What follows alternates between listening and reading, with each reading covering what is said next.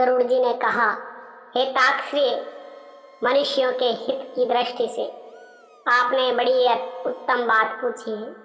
धार्मिक मनुष्य के लिए करने योग्य जो कृत्य है वे सब कुछ मैं तुम्हें कहता हूँ।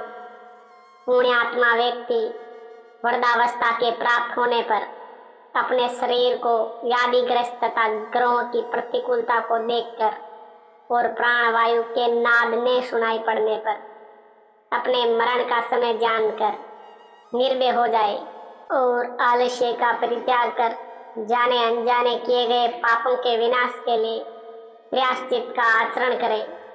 जब आतुर काल उपस्थित हो जाए तो स्नान करके सालग्राम स्वरूप भगवान विष्णु की पूजा कराए।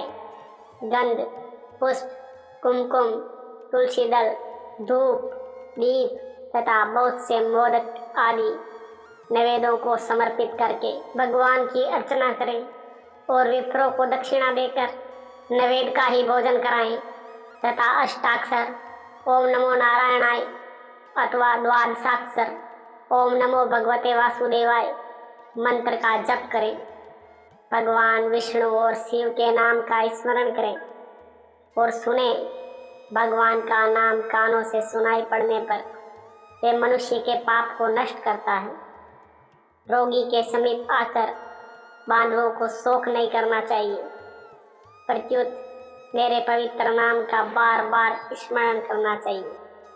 विद्वान व्यक्ति को मत्स्य, कुंभ, वराह, नारसिंह, वामन, परशुराम, राम, कृष्ण, बुद्ध और कल्कि भगवान के ये 10 अवतार हैं। इन 10 नामों का सदा स्मरण कीर्तन करना चाहिए। जो व्यक्ति रोगी के समीप उपयुक्त नामों का कीर्तन करते हैं वे ही उसके सच्चे बांधव कहे गए हैं।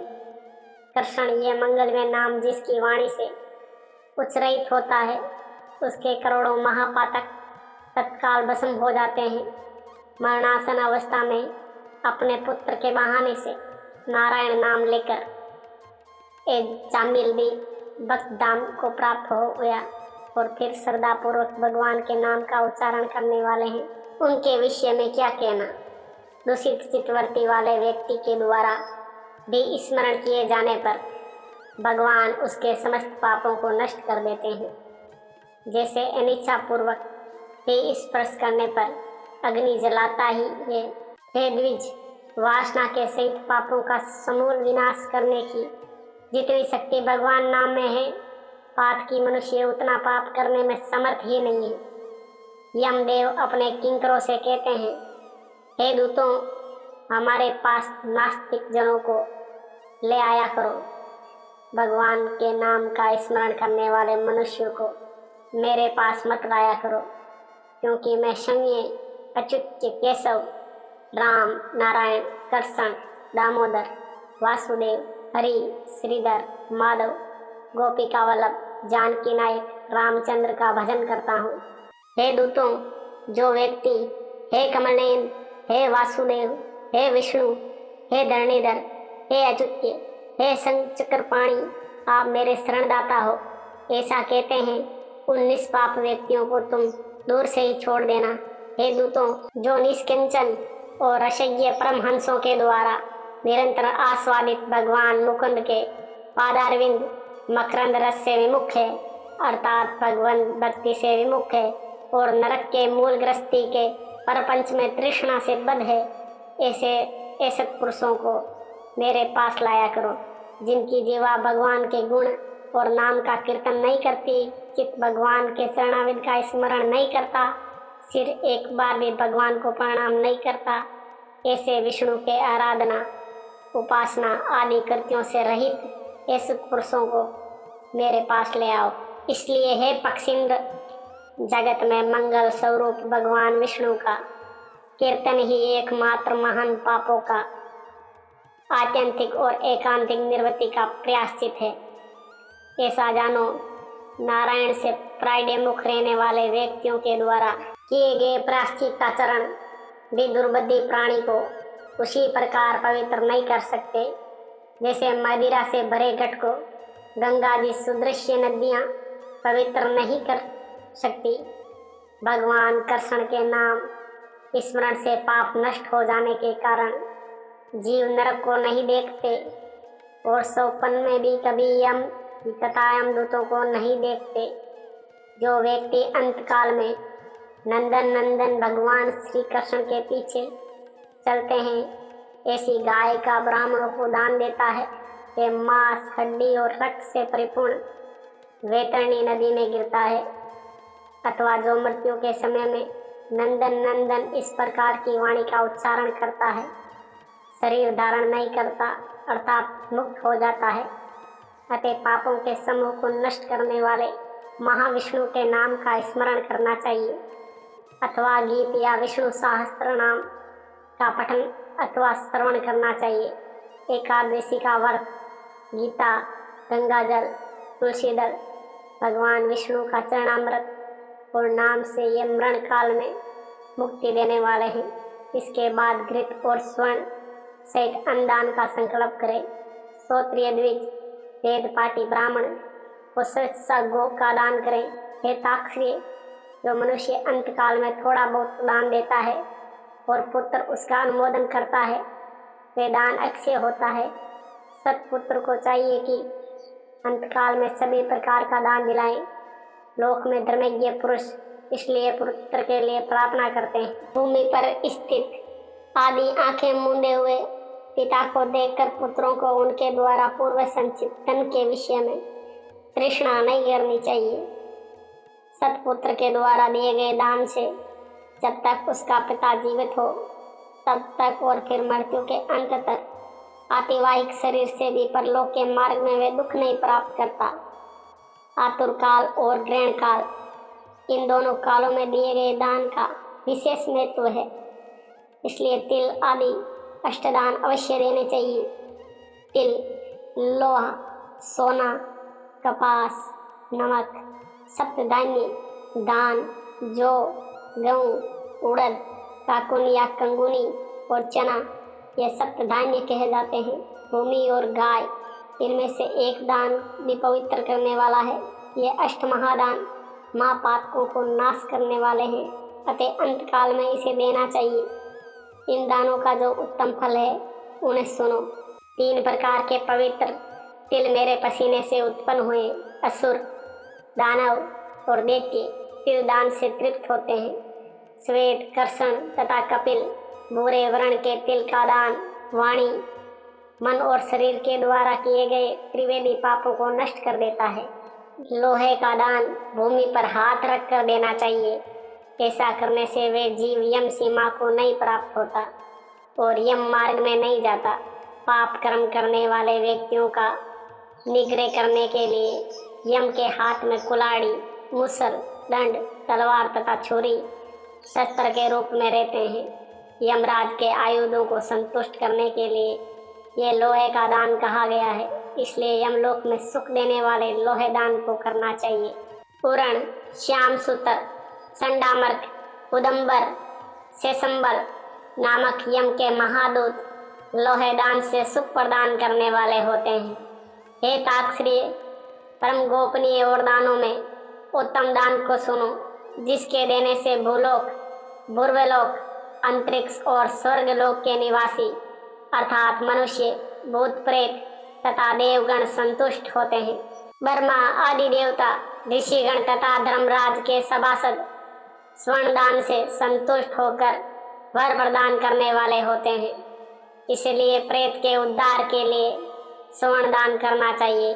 हे तात, स्वर्ण दान देने से जीव यमलोक नहीं जाता, उसे स्वर्ग की प्राप्ति होती है। बहुत काल तक वह सत्य लोक में निवास करता है। तदंतर इस लोक में रूपवान, धार्मिक, वाक्पटु, श्रीमान और अतुल पराक्रमी राजा होता है। कपास का दान देने से यमदूतों से भय नहीं होता। लवण का दान से यम से भय नहीं होता। लोहा, नमक, कपास, तुल और स्वर्ण के दान से यमपुर के निवासी चित्रगुप्त आदि संतुष्ट होते हैं। सप्तधान्य प्रदान करने से धर्मराज और यमपुर के तीनों द्वारों पर रहने वाले अन्य द्वारपाल भी प्रसन्न हो जाते हैं। दान, जौ, गेहूँ, मूंग, उड़द, काकुन या कंगुनी और 7वां चना, ये सप्तधान्य कहे गए हैं। जो व्यक्ति गोचरम मात्र 100 गायें और 1 बैल जितनी भूमि पर स्वतंत्र रूप से रह सके, विचरण कर सके, उतनी विस्तार वाली भूमि गोचरम कहलाती है। इसका दान समस्त पापों का नाश करने वाला है। भूमि विधान पूर्वक सत्पात्र को देता है, वे ब्रह्म हत्या का पाप से मुक्त होकर पवित्र हो जाता है। ऐसा मुनीश्वरों ने देखा है। राज्य में किया हुआ अर्थात राज्य संचालन में राजा से होने वाला महापाप न व्रतों से, न तीर्थ सेवन से और न ही अन्य किसी दान से नष्ट होता है, अपितु वे तो केवल भूमि दान से ही विलीन होता है। जो व्यक्ति ब्राह्मण को धान्यपूर्ण पृथ्वी का दान करता है, वे देवताओं और असुरों से पूजित होकर इंद्रलोक में जाता है। हे गुरुड़, अन्य दानों का फल अतिलेप होता है, किंतु पृथ्वी दान का पुण्य दिन प्रतिदिन बढ़ता जाता है। भूमि का स्वामी होकर भी जो ब्राह्मण को भूमि नहीं देता, वे जन्मांतर में किसी ग्राम में एक कुटिया तक भी नहीं प्राप्त करता और जन्म जन्मांतर में अर्थात प्रत्येक जन्म में दरिद्र होता है। भूमि का स्वामी होने के अभिमान में जो भूमि का दान नहीं करता, वे तब तक नरक में निवास करता है जब तक शेष नाग पृथ्वी को धारण करते हैं। इसलिए भूमि के स्वामी को भूमि दान करना ही चाहिए। अन्य व्यक्तियों के लिए भूमि दान के स्थान पर मैंने गोदान का विधान किया है। इसके बाद अंत धेनु का दान करना चाहिए और रुद्र धेनु देनी चाहिए। तदंतर ऋण धेनु देकर मोक्ष धेनु का दान करना चाहिए। हे खग, विशेष विधान पूर्वक वेतरणी धेनु का दान करना चाहिए। दान में दी गई गोएं मनुष्य को त्रिवेदी पापों से मुक्त करती है। बाल्यावस्था में, कुमारावस्था में, युवावस्था में, वृद्धावस्था में अथवा दूसरे जन्म में, रात में, प्रातःकाल, मध्याह्न, अपराह्न और दोनों संध्या कालों में शरीर में, मन और वाणी से जो पाप किए गए, वे सभी पाप तपस्या और सदाचार से युक्त वेदविद ब्राह्मणों को उपसेक कर युक्त दान सामग्री सहित स्वेच्छा और दूध देने वाली कपिला गो के एक बार दान देने से नष्ट हो जाते हैं। दान में दी गई वे गो अंतकाल में गोदान करने वाले व्यक्ति का संचित पापों से उदार कर देती है। स्वस्थ चित्तावस्था में दी गई एक गो, आतुरावस्था में दी गई 100 गाय और मृत्यु काल में चित्त विविजित व्यक्ति के द्वारा दी गई 1000 गाय तथा मरणोत्तर काल में दी गई विधि पूर्वक 1,00,000 गाय के दान का फल बराबर ही होता है। यहाँ स्वस्थावस्था में गोदान करने का विशेष महत्व बतलाया गया है। तीर्थ में सत्पात्र को दी गई 1 गाय का दान 1,00,000 गोदान के तुल्य होता है। सत्पात्र में दिया गया दान 1,00,000 गुना होता है। उस दान से दाता को अंततः फल प्राप्त होता है और दान लेने वाले पात्र को प्रतिग्रह दान लेने का दोष नहीं लगता। स्वाध्याय और होम करने वाला तथा दूसरे के द्वारा पकाए गए अन्न को न खाने वाला अर्थात संयम पाकी ब्राह्मण रतनपूर्ण पृथ्वी का दान लेकर भी प्रतिग्रह दोष से लिप्त नहीं होता। विष और शीत को नष्ट करने वाले मंत्र और आग भी क्या दोष के भागी होते हैं। ए पात्र को दी गई वे गाय दाता को नरक में ले जाती है और ए पात्र प्रतिग्रहिता को 101 पीढ़ी के पुरुषों के सहित नरक में गिराती है। इसलिए अपने कल्याण की इच्छा करने वाले विद्वान व्यक्ति को ए पात्र को दान नहीं देना चाहिए। एक गाय एक ही ब्राह्मण को देनी चाहिए। बहुत ब्राह्मणों को एक गाय कदापि नहीं देनी चाहिए। वे गो यदि बेची या बांटी गई तो 7 पीढ़ी तक पुरुषों को जला देती है। हे खगेश्वर, मैंने तुमसे पहले वैतरणी नदी के विषय में कहा था। उसे पार करने के उपाय भूत गोदान के विषय में मैं तुमसे कहता हूँ। काले अथवा लाल रंग की गाय को सोने के सिंग, चांदी के खुर और कांसे के पात्र की लोहिनी के सहित 2 काले रंग के वस्त्रों से आच्छादित करें। उसके कंठ में घंटा बांधे। तब कपास के ऊपर वस्त्र सहित ताम्रपत्र को स्थापित करके वहाँ लोह दंड सहित सोने की यम मूर्ति भी स्थापित करें और कांसे के पात्र में गिरथ रखकर ये सब ताम्र पात्र के ऊपर रखें। ईख की नींव बनाकर उसे रेशमी सूत्र से बांधकर भूमि पर गड्ढा खोदें एवं उसमें जल भरकर वे एक की नाव उसमें डालें। उसके समीप सूर्य की देह से उत्पन्न हुई धेनुक को खड़ी करके शास्त्रीय विधि विधान के अनुसार उसके दान का संकल्प करें। ब्राह्मणों को अलंकार और वस्त्र का दान दें तथा गंध, पुष्प, अक्षत आदि से विधान पूर्वक गाय की पूजा करें। गाय की पूंछ को पकड़कर एक की नाव पर पैर रखकर ब्राह्मण को आगे करके इस मंत्र को पढ़े। हे जगन्नाथ, हे शरणागत वत्सल, भवसागर में डूबे हुए शोक संताप की लहरों से दुख प्राप्त करते हुए जनों के आप ही रक्षक हैं। हे ब्राह्मण श्रेष्ठ, विष्णु रूप भूमि देव, आप मेरा उद्धार कीजिए। मैंने दक्षिणा के सहित ये वैतरणी रूपणी गाय आपको दी है, आपको नमस्कार है। मैं महाभयावह यम मार्ग में 100 योजन विस्तार वाली उस वैतरणी नदी को पार करने की इच्छा से आपको इस वैतरणी गाय का दान देता हूँ, आपको नमस्कार है। हे वैतरणी धेनु, हे देवीसी, यम द्वार के महामार्ग में वैतरणी नदी के पार कराने के लिए आप मेरी प्रतीक्षा करना, आपको नमस्कार है। मेरे आगे भी गौएं हो, मेरे पीछे भी गौएं हो, मेरे हृदय में भी गौएं हो और मैं गौओं के मध्य में निवास करूं। जो लक्ष्मी सभी प्राणियों में प्रतिष्ठित है तथा जो देवता में प्रतिष्ठित है, वे भी धन रूपा लक्ष्मी देवी मेरे पाप को नष्ट करें। इस प्रकार मंत्रों से भली भांति प्रार्थना करके हाथ जोड़कर गाय और यम की प्रदक्षिणा कर सब कुछ ब्राह्मण को प्रदान करें। हे खग, इस विधान से जो वैतरणी धेनु का दान करता है वे धर्म मार्ग से धर्मराज की सभा में जाता है। शरीर की स्वस्थावस्था में वैतरणी विषयक व्रत का आचरण कर लेना चाहिए और वैतरणी पार करने की इच्छा से विद्वान को वैतरणी गाय का दान करना चाहिए। हे खग, वैतरणी गाय का दान करने से महामार्ग में वे नदी नहीं आती, इसलिए सर्वदा पुण्य काल में गोदान करना चाहिए।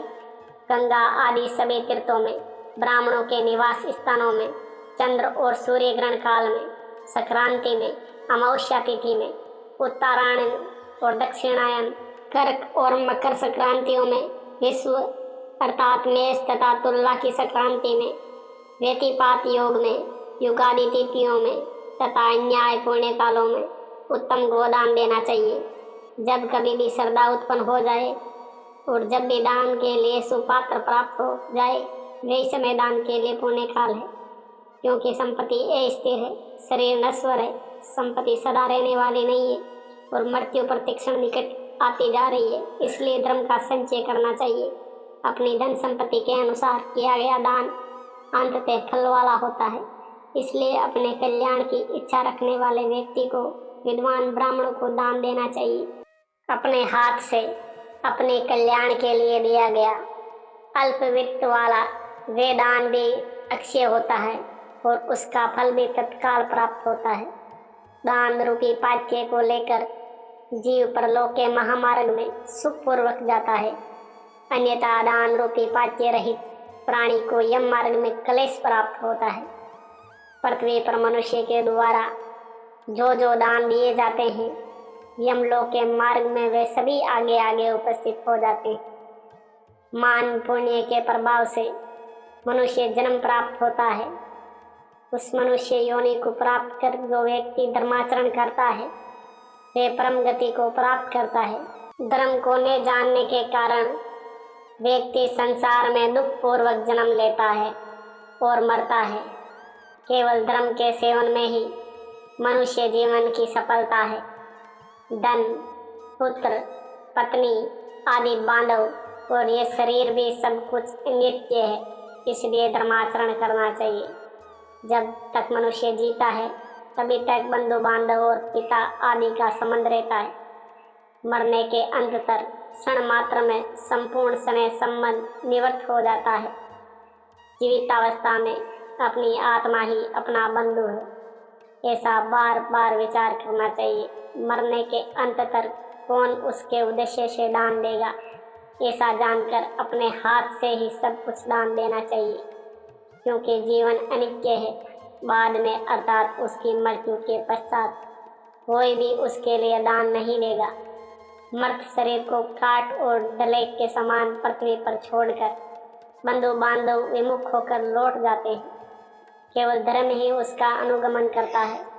धन संपत्ति घर में ही छूट जाती है, सभी बंधु बांधव शमशान में छूट जाते हैं, किंतु प्राणी के द्वारा किया हुआ शुभाशुभ कर्म परलोक में उसके पीछे पीछे जाता है। शरीर आग से जल जाता है, किंतु किया हुआ कर्म साथ में रहता है। प्राणी जो कुछ पाप अथवा पुण्य करता है उसका वह सर्वत्र भोग प्राप्त करता है। इस दुखपूर्ण संसार सागर में कोई भी किसी का बंधु नहीं है। प्राणी अपने कर्म संबंध से संसार में आता है और फल भोग से कर्म का क्षय होने पर पुण्य चला जाता है, अर्थात मृत्यु को प्राप्त हो जाता है। माता पिता पुत्र भाई बंधु और पत्नी आदि का परस्पर मिलन प्याऊ पर एकत्रित हुए जंतुओं के समान अथवा नदी में बहने वाले काष्ठ समूह के समान नितांत चंचल अर्थात अस्थिर है। किसके पुत्र किसके पौत्र किसकी भार्या और किसका धन संसार में कोई किसी का नहीं है, इसलिए अपने हाथ से संज्ञा दान देना चाहिए। जब तक धन अपने अधीन है तब तक ब्राह्मण को दान कर दे, क्योंकि धन दूसरे के अधीन हो जाने पर तो दान देने के लिए कहने का साहस भी नहीं होगा। पूर्व जन्म में किए हुए दान के फलस्वरूप यहाँ बहुत सारा धन प्राप्त हुआ है, इसलिए ऐसा जानकर धर्म के लिए धन देना चाहिए। धर्म से अर्थ की प्राप्ति होती है, धर्म से काम की प्राप्ति होती है और धर्म से ही मोक्ष की प्राप्ति होती है, इसलिए धर्माचरण करना चाहिए। धर्म श्रद्धा से धारण किया जाता है, बहुत सी धन राशि से नहीं। एक इंचन मुनिगण भी श्रद्धावान होकर स्वर्ग को प्राप्त हुए हैं। जो मनुष्य पत्र पुष्प फल अथवा जल मुझे भक्ति भाव से समर्पित करता है उसे संयंतात्मा के द्वारा भक्ति पूर्वक दिए गए पदार्थों को मैं प्राप्त करता हूँ, इसलिए विधान पूर्वक अवश्य ही दान देना चाहिए। थोड़ा हो या अधिक इसकी कोई गणना नहीं करनी चाहिए। जो पुत्र पृथ्वी पर पड़े हुए आतुर पिता के द्वारा दान दिलाता है वे धर्मात्मा पुत्र देवताओं के लिए भी पूजनीय होता है। माता पिता के निमित्त जो धन पुत्र के द्वारा सत्पात्र को समर्पित किया जाता है उससे पुत्र पौत्र पर पौत्र के साथ वे व्यक्ति स्वयं भी पवित्र हो जाता है। पिता के उद्देश्य से किए गए दान से 1000 गुना, बहन के उद्देश्य से किए गए दान से 10,000 गुना और सहोदर भाई के निमित्त किए गए दान से अंततः गुना पुण्य प्राप्त होता है। दान देने वाला उपद्रवग्रस्त नहीं होता, उसे नरक यातना नहीं प्राप्त होती और मृत्यु काल में उसे यमदूतों से भी कोई भय नहीं होता। हे खग, यदि कोई व्यक्ति लोभ से आतुर काल में दान नहीं देते वे कंजूस पापी प्राणी मरने के अंत तक शोक गमन होते हैं। आतुर काल में आतुर के उद्देश्य से जो पुत्र पौत्र सहोदर भाई सगोत्री और सेजन दान नहीं देते वे ब्रह्महत्यारे होते हैं, इसमें कोई संशय नहीं है। इस प्रकार गरुड़ पुराण के अंतर्गत सारोद्वार में आतुर दान निरूपण नामक 8वां अध्याय पूर्ण हुआ।